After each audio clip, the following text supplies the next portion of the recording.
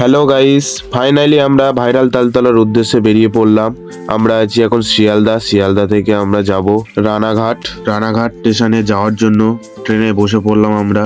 রানাঘাটে নেমে বনগাঁ ট্রেন ধরে গেলাম গাংনাপুর স্টেশন। ওখান থেকে টোটো ধরে গেলাম ভাইরাল তালতলা। যেহেতু আমরা অনেকজন ছিলাম তাই দুটো টোটো নিয়েছিলাম।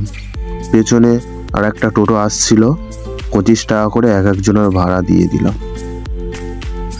ফাইনালি আমরা ভাইরাল তালতলায় পৌঁছে গিয়েছি। চারিদিকটা একটু দেখে নাও, ভাইরাল তালতলা জায়গাটা কিরকম।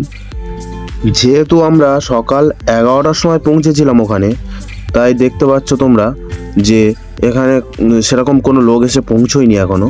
তো ওখানে গিয়ে অনেক দাদা দিদিদের সঙ্গে দেখা হলো, যাদের সঙ্গে আমার ফেসবুকে পরিচয়।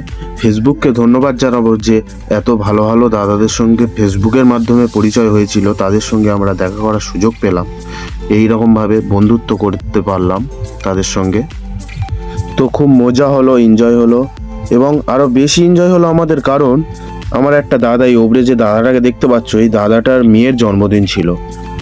তো বাবুসোনাদা বাড়ি থেকে লুচি মাংসর তরকারি বানিয়ে এনেছিল সবার জন্য।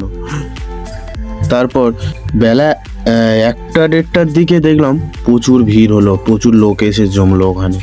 তো দেখে নাও চারিপাশে দৃশ্যটা কিরকম, ভাইরাল তালতলা জায়গাটা কিরকম, একটু দেখাই সবাইকে, একটু দেখে নাও।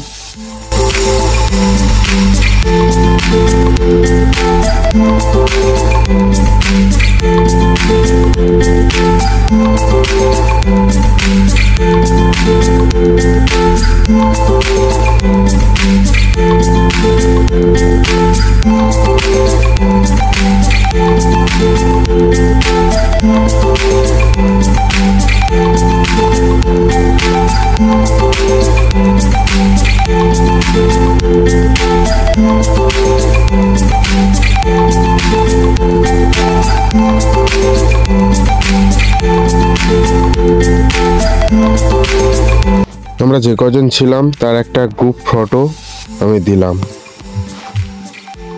তো আমাদের ভাইরাল তালতলা ঘোরা হয়ে গেল, আমরা এবারে বাড়ি চলে যাচ্ছি।